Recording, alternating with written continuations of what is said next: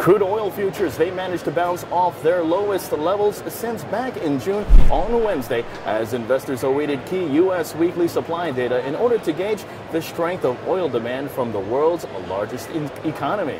Now, on the New York Mercantile Exchange this morning, light sweet crude futures for delivery in December traded at roughly $94.15 a barrel during European morning trade, up 0.8%. The December contract fell to $93.07 a barrel on Tuesday, its lowest level since June 24th, this before ending down 1.32% at $93.37 a barrel. Oil traders, meanwhile, are awaiting data from the United States government on oil and fuel supplies later in the day in order to manage the strength of demand from the world's largest oil consumer.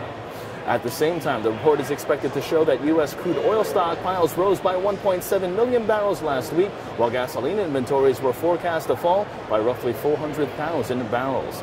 After markets closed Tuesday, the American Petroleum Institute announced that U.S. crude inventories rose by 870,000 barrels last week, while gasoline stockpiles, they declined 4.3 million barrels. U.S. crude prices have been on a downward trend in recent weeks amid concerns the recent U.S. government shutdown created a drag on economic growth and eroded demand in the world's largest oil consumer.